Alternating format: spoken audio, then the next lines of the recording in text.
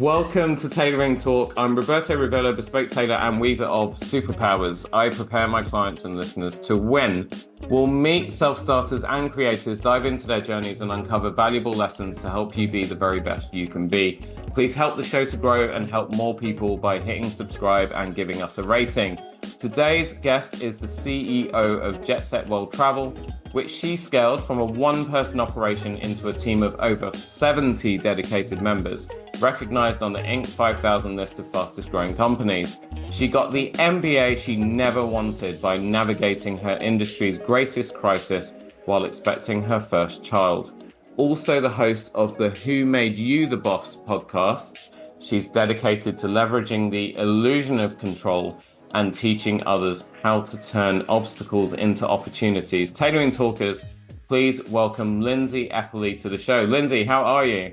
I'm great, Roberto. Thanks for having me on. Thank you. Thank you. Yeah, no, thank you. You're Thank welcome you. is what I meant to say. Crazy. No, But thank you. but thank you. But thank you. No, genuinely thank you, because you are Wonder Woman, Supergirl, like all rolled into one, because you're running business, you've got a busy household, you've got your husband to manage as well. If he's anything like me, then you've got a job on your hands, because God knows my wife does. And I don't know how you fit it all in, but you master of leveraging the illusion of self-control or control, which is something I really want to get into, because it seems like a contradictory phrase to me. Yeah, Yeah, it is. And I yeah. think that's why I tried to spin it in that way. But thank you for the compliments. It means a lot coming from the weaver of superpowers. I loved that intro to the show. Thank you. I'm trying different things out. That was a good Um, one. yeah, that one. I think I weave superpowers into every stitch at some point, which seemed to, yeah, people like that one. Yes. Yes, I can see that. Well, given what you do on the podcast, it makes a lot of sense. Yeah, exactly. Weave Cool. conversations and so on. Yeah. Let's get to a weaving here. So you're calling in from Atlanta, Right. Georgia. That's I've got a Georgia. few. I've got a few friends out there. You do. Yeah, I've never been. I need to get out there. I used to work for an American company, and for some reason, I found myself hanging out with the New Yorkers and a lot of people from the Atlanta and surrounding offices You at know, the South is known conferences. for being so friendly, so it makes sense that you would make a lot of Atlanta friends. So I tell you? I'll tell you what it probably really was. It's the accent. Do you love the Southern accent, you mean? Yeah, Or the Southerners love your accent? yeah. So I know we're supposed to be talking about, helping people to avoid burnout, teach them how to scale their businesses and all of that stuff. But you could come on here and be talking about dry cleaning or putting out the trash, and I'd quite happily listen to you for an hour. That's So yeah, hysterical. That's it's the hysterical accent. because I've been told from other Americans that I don't have a very strong Southern accent. So I don't want to disappoint you, but maybe I'll throw in a y'all on occasion Yeah, just to yeah. live up to the hype. It's there though. It is Okay, there. good. So yeah, anyway, sorry, enough about my weirdness. So take me back to, I'm guessing your industry's greatest crisis was what happened during the C word, just a Yes, yeah, few short years ago, that right? little pandemic thing. Yeah, Yeah. Yeah, that was exactly. not a lot of fun to be running a travel agency with my husband as my business partner, all eggs in Mm, one basket when the pandemic hit. yeah. Yeah. So when we talk about the illusion of control, I think this was my greatest boss essentially in teaching me how to let go of it because prior to that, I remember actually like October of 2019 having a really great conversation with my mentor who said, "Hey, Lindsey, listen, the tighter you cling, the slower you're going to grow." And at the time I thought, "Oh, that's really great advice. Thanks. I'll just kind of like pry my death grip off a little bit," right? You know, as the founder of this company that had been the solo practitioner for so long and then started scaling it, like as you probably know, having been, you know, front lines when it comes to serving in the service business, like that's a really hard transition to make because the business is your baby, the practice is also something you're so good at. And so moving yourself out of that like lead practitioner and into a leadership role where there's not as much instant gratification, right? Like you don't Hmm. have the cha-ching of a sale that gives you kind of that high and you're just working kind of more in a like amorphous role that is big picture. that's not quite as gratifying. So all of that to say, I was clinging very tightly to control. And there's nothing like a world pandemic leveling your business to really pry your hands off of it. And then the insane thing through that was we quadrupled. We actually managed to leverage an acquisition opportunity. We then wound up on the Inc. 5000 list. We've grown even more since then. All of these amazing goals hit that I thought would take us 10 plus years, happen in a matter of 18 months. Yeah. Wow. Yeah, I mean, same for us. I mean, we literally were shut down straight away. Mm. I remember clients in the lead up to it saying, I'm really sorry, I can't see you next week because we're doing it was like a work from home emergency test, or I can't remember there was some phrase that everybody was using, and like a resiliency test or something, which meant they were closing the office for the day and sending everybody to work from home to see if it would work, because I Yeah. guess they knew this thing was coming. And I'm Yeah. one of those people that tries to live my life without watching the news, because I just don't like being depressed all the time. And Fair. that's all the right, I mean, that's all the news is, right? Especially Yeah. with things. I don't want to be insensitive because there are things going on in the world. So you have to be aware of them, but I try not to let them, it's very easy for them to take a lot of the energy that you need just to live your life as it is anyway, right? Do you know what I mean? Without kind of giving Yes. any energy away unnecessarily to stuff that is really beyond your control. Yep. Um, so yeah, that happened, and then all of a sudden we were put into lockdown. My business is shut completely. I can't serve anybody. Hmm. And then I've got some clients saying to me, "Hey, you're not going to be needed anymore because no one's going to buy suits ever again." Um, and that was that. So, what do? You kind of either sit there and wallow in it, right, and feel sorry for yourself, or you look around and you think, what can I do? Yeah. Um, yeah, and we came out But stronger, it's so but same because you yeah. looked around and you decided what can I do? But and your a lot of your competition probably sat and wallowed for longer, and so you got a bit of a head start. It was at least how our experience was. It was looking out at the landscape and seeing, oof, people are shutting their doors and choosing to turn off their lights. And what if instead we decided to shine brighter during this time? Hmm. It'll cost us more, both emotionally and financially, but if we do this, we think we can come out stronger. And those are the decisions we made.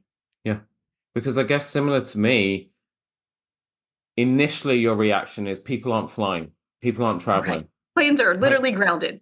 Planes are literally grounded. There are countries that are literally shut their doors, like Borders Australia are and so closed. on. It's like, yeah, Yes. borders are completely closed. No one's going in or out. For me, it's like nobody's wearing suits.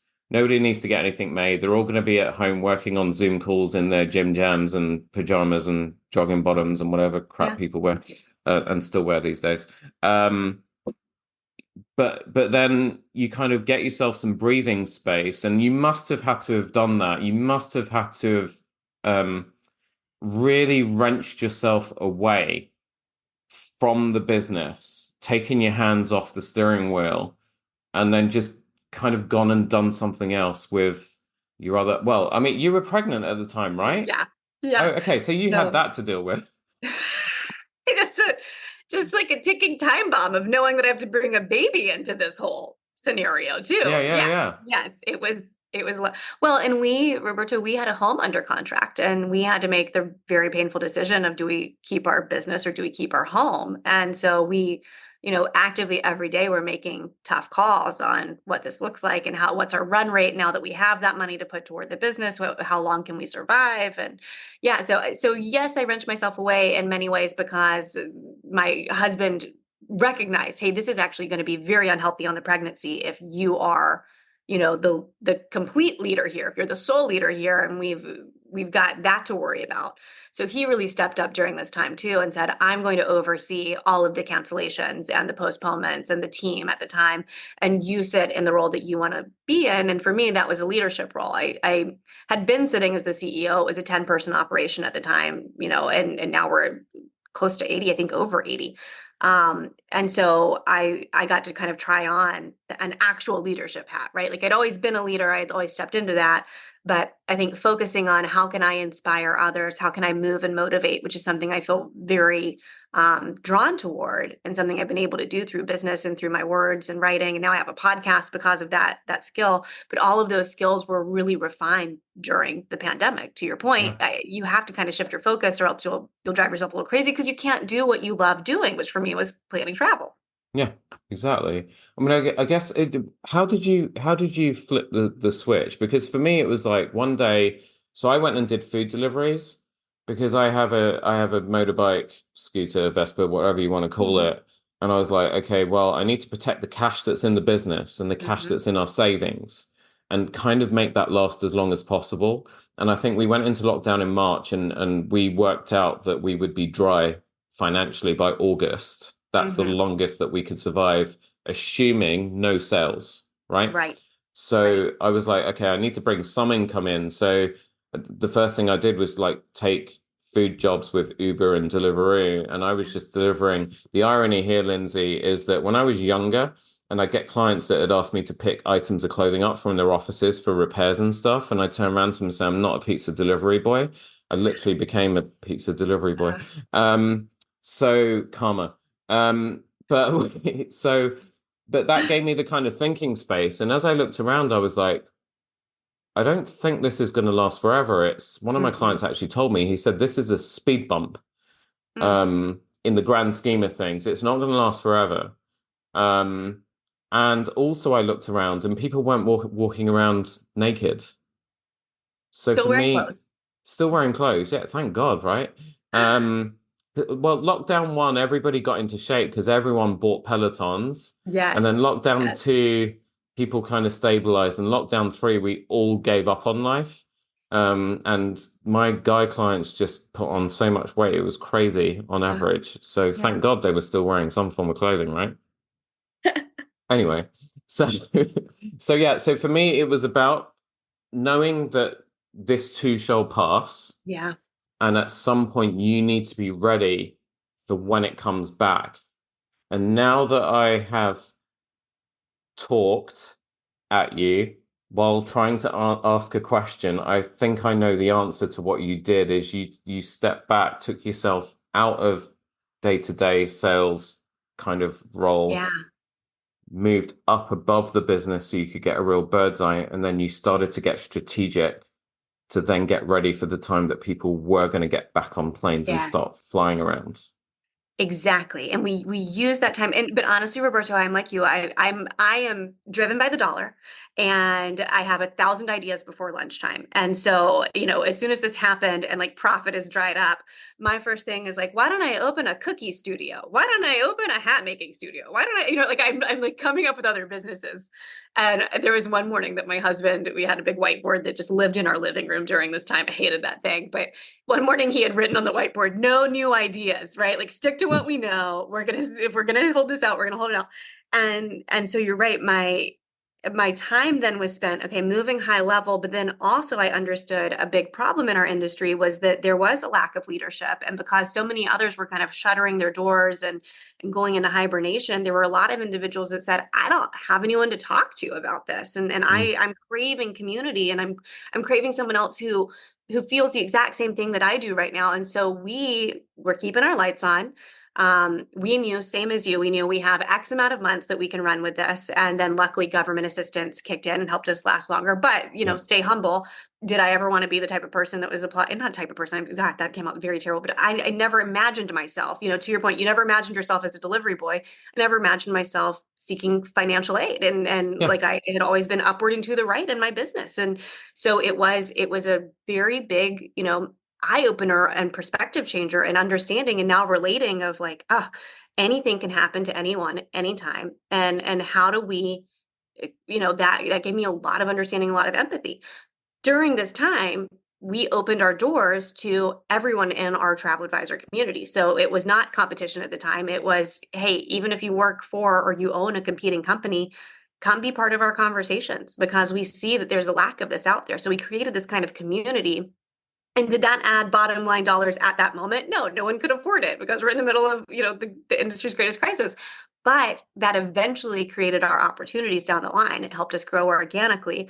So so it was really being able to think strategically during that time, to your point, and creating a program that others could benefit from, which helped me too, because I wanted to give back in some way. I wanted to help. And I also just felt so lonely myself, right? Like Yeah. going through the motions of this really weird experience and then also being pregnant at the time. So I also had a mom's group of people that were in the industry, really, really minute details that we were all experiencing the same thing at the same time.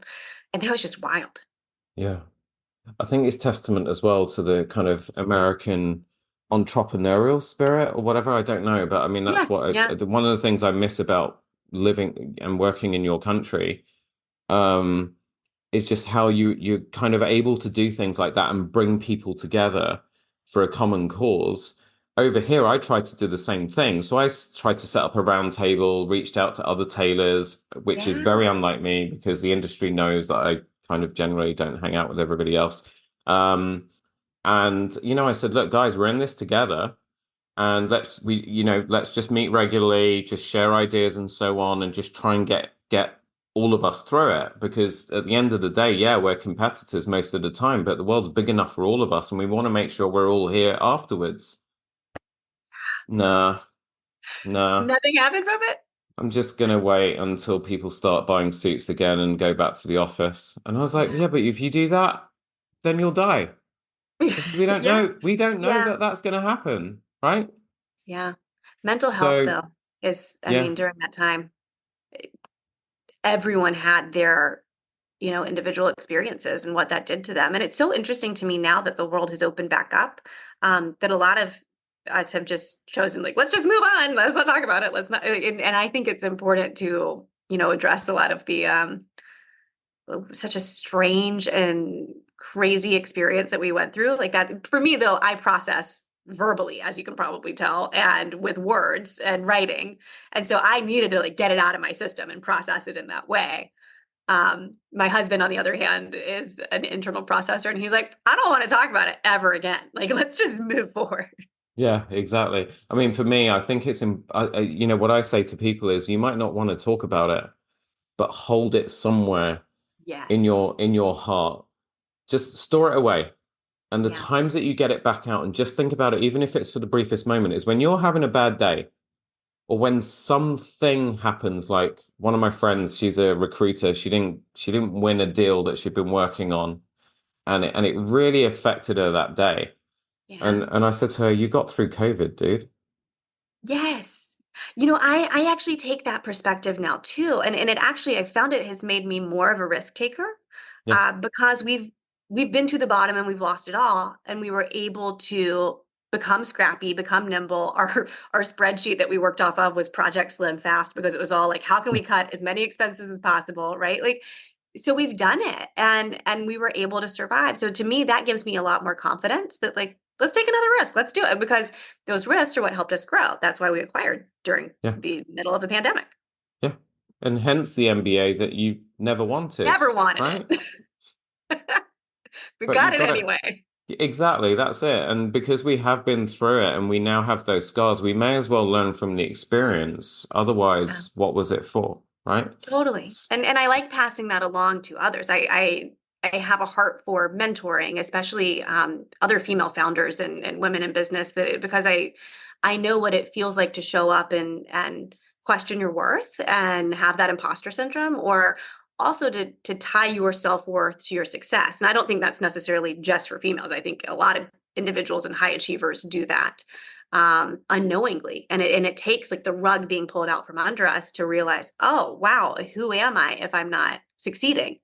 And you are still a human of value and worth. But it took a lot of work for me to get to that point. Yeah, absolutely. So, let's talk about this leveraging the illusion of control. I Yeah. think for me, because I'm so visual, so when you say illusion, I think magic. When you say control, I think literally holding on to something. And then I'm like, but if something's magic, how can you like physically hold on to it? Yeah. So that's but I kind of think I know where you're coming from, but why don't you give me the whole like what that's Totally. Let me about, tell you what especially I from a mean by that. solopreneur point of view?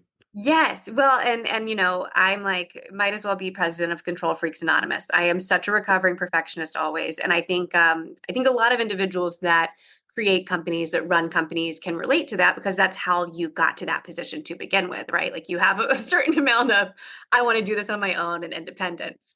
And what I mean by illusion of control is that so often we buy into, because we've chosen this path, we are more in control, right? Because we've become the boss. That's why I named my podcast, Who Made You the Boss? Like, you think you're more in control because you made yourself the boss. You're not.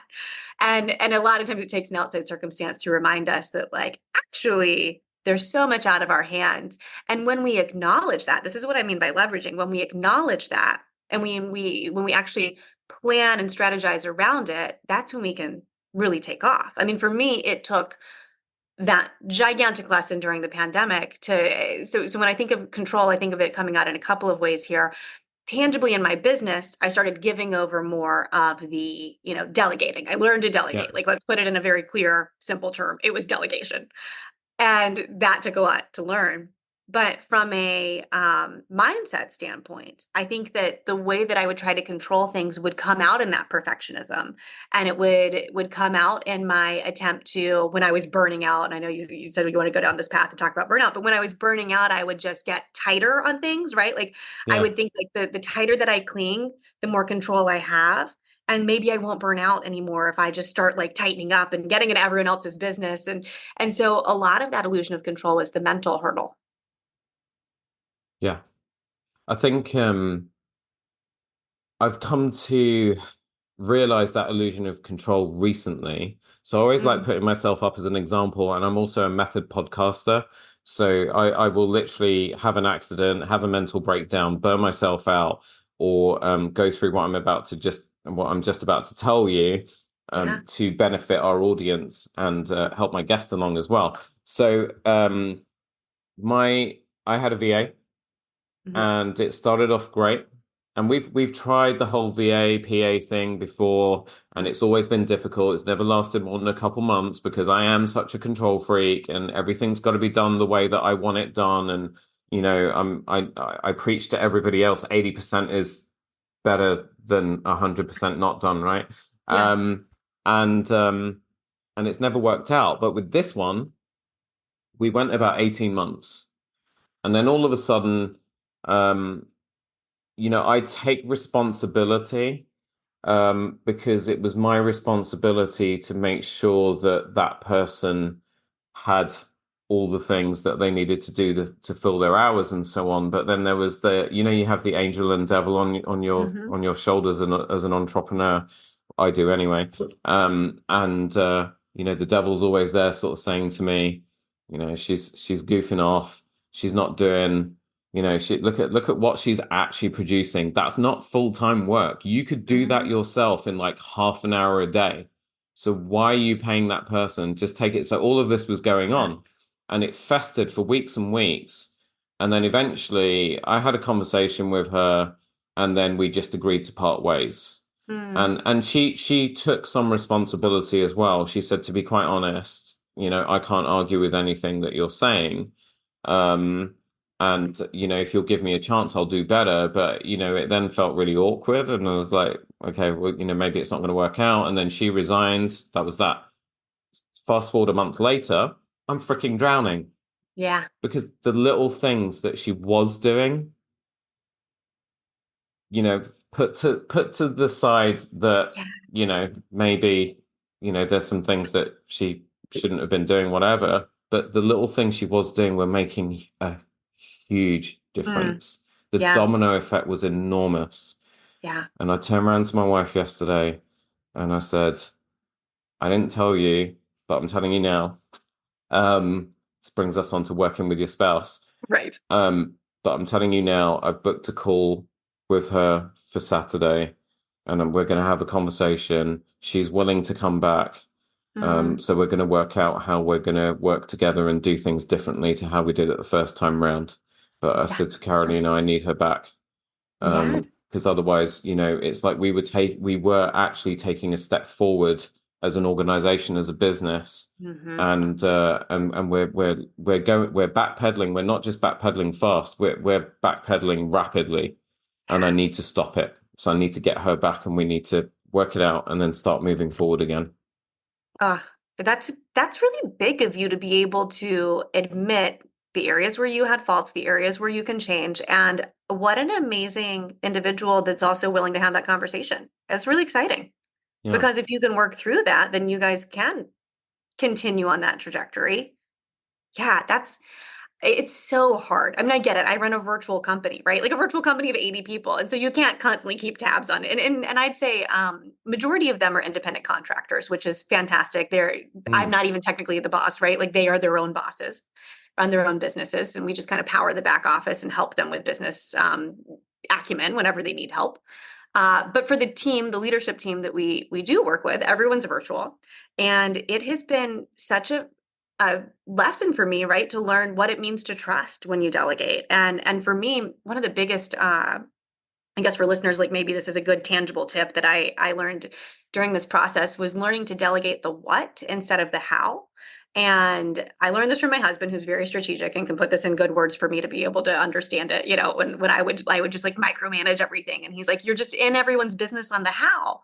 Like you don't need to know how they're going to do it because they're not going to do it the same way that you are. But as long as they achieve the what, the results that you've asked for, then that's what you need. It is tough when it's hourly though, Roberto. So I get it because if you're saying, well, I'm going to pay you for 10 hours, but it only takes them 5, that's a that's a different conversation, of course. Yeah, I think I don't mind that. I don't mind if I've agreed, right, to bit that I don't mind that. If someone gets their work done in less time, great. Yes. It's more the and she'll never listen to this, so I'm not worried. But but it's more kind of that feeling that you when someone gets the work done, but then they don't come and say, so like I was always the person when I was an employee, I would get there at 6 in the morning, waiting for the owner to turn up to open the doors. In the end, they gave me a freaking key and the alarm codes and everything. So I used to open up and lock up at night. And then I was the sort of person that if I completed tasks, I would then be like, what else can I do? What else can I do? What else Hmm. could I do? And if they were like, we got nothing else for you, just like go away. I would then go to another department that wasn't even my remit, and I'd be like, "Is there anything I can help you guys with?" Like, I used to pop my head around the account store. There was a girl in that I really had the hots for, but that's by the by. And I'd be like, "Can I help you, ladies, with anything at all?" And they're like, "Are you crazy? What is it with this guy?" Yeah. So yeah, so it's very, very hard for me to separate how I would deal with things Yes. and appreciate how other people do, and also realize that actually it's my responsibility. If I'm not getting anything coming at me, I then need to actually take the responsibility and say to that person, is everything okay? Have I given you enough? Why aren't you coming to me? Don't feel like you can't come to me, Yeah. etc., etc.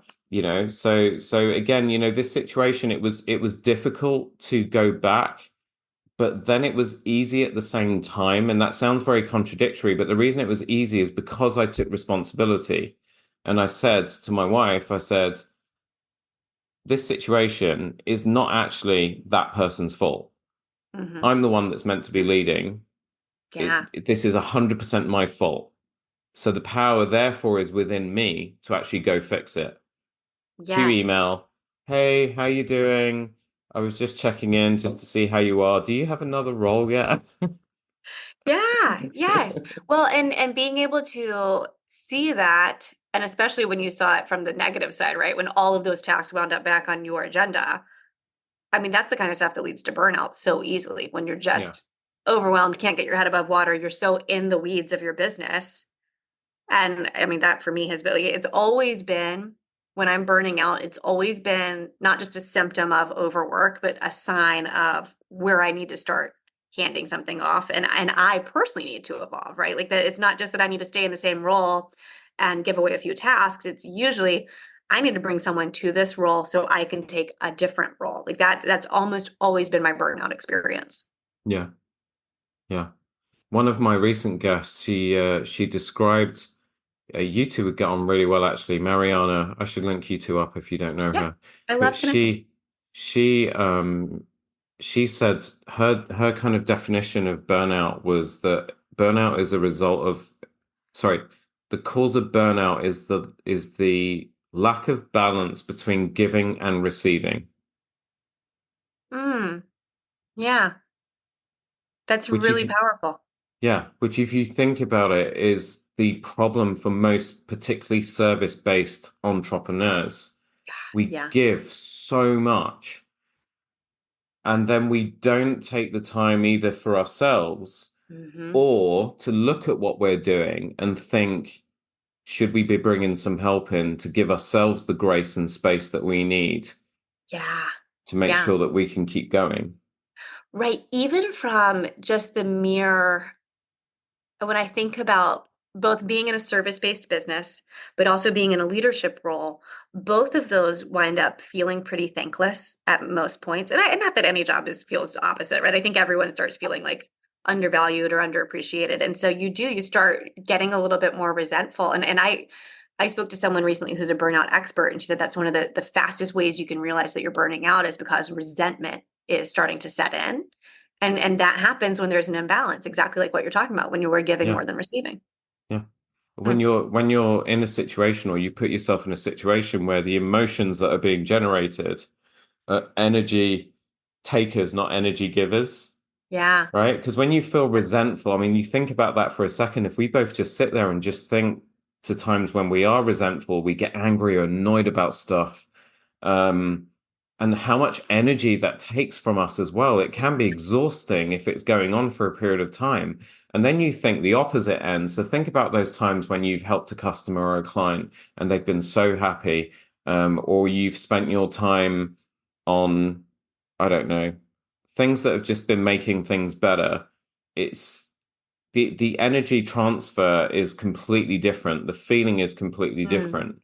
So Hmm. it's really for me now, I'm so focused on trying to be in tune with how I'm feeling at any point in time with anything or anyone. I'm thinking, is this energy transfer or Yeah. is it energy generating? That's an interesting perspective. Hmm.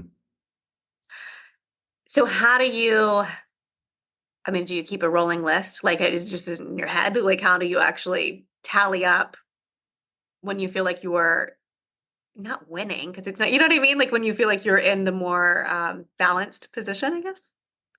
I think so again it's really just trying to tune in inside to how I'm feeling, Hmm. particularly here, Hmm. because where we feel all the, whether it's happiness, joy, Yeah. love, anger, resentment, and so on, it all seems to, for me personally, it all centers here in the chest. So for people Hmm. listening that aren't looking to the video of this, I'm pointing at my kind of around the heart area right now. Yeah. For some people, it's the head.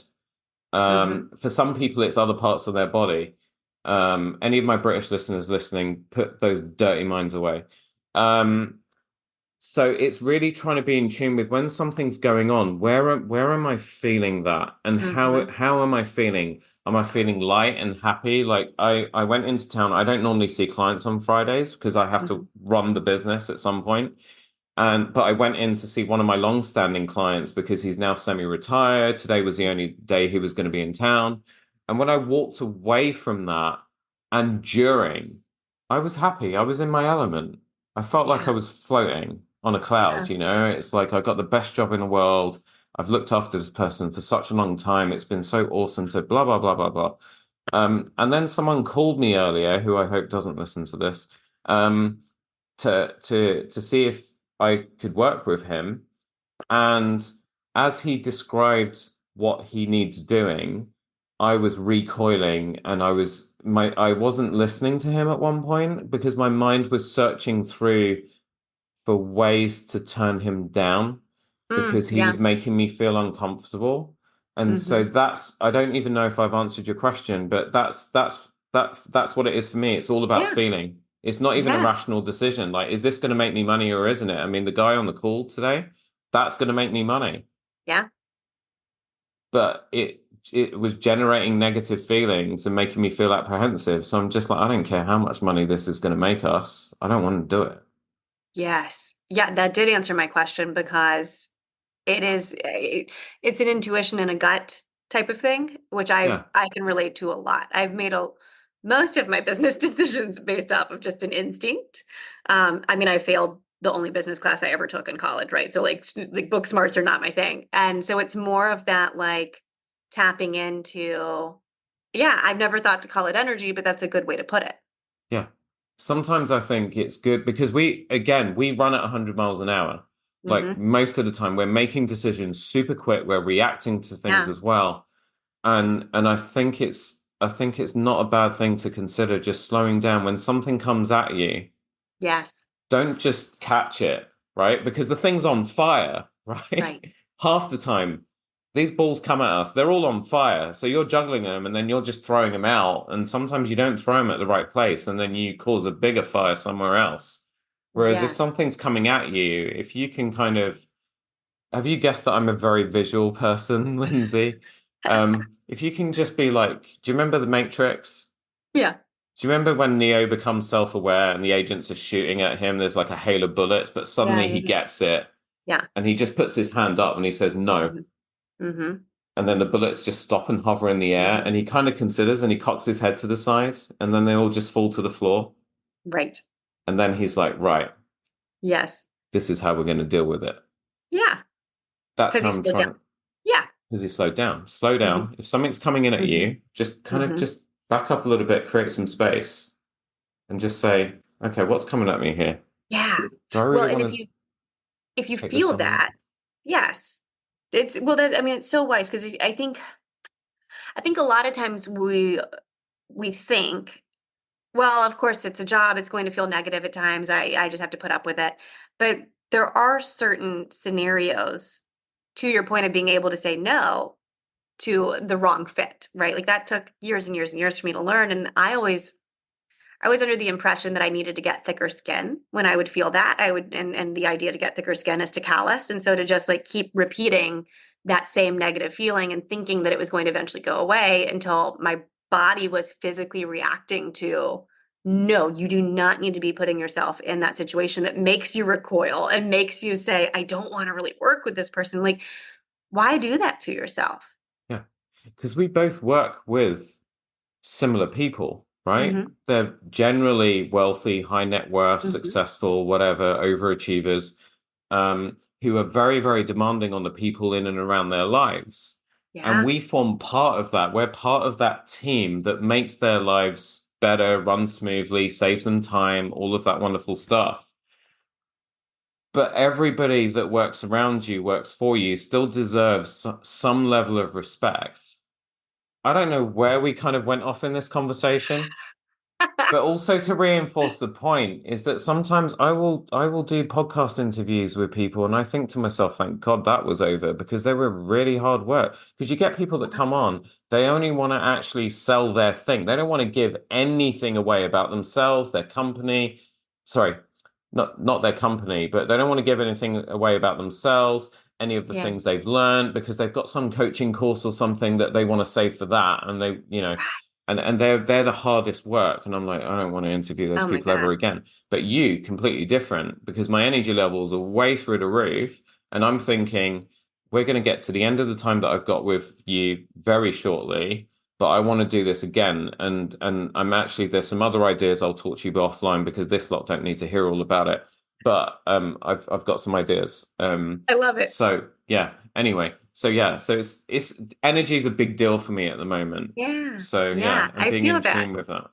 I Yeah. feel that. Well, thanks for saying that. I don't have any courses to sell, so don't worry. It didn't come on with the agenda. You know, it was funny. I pitched myself to you because I thought exactly that. We probably have a lot of crossover in the type of clientele that we serve and running a luxury travel agency and the fact that like I send clients right down the street from you all the time. We never know if they might be in need of some tailoring services. Who knows what that might look like?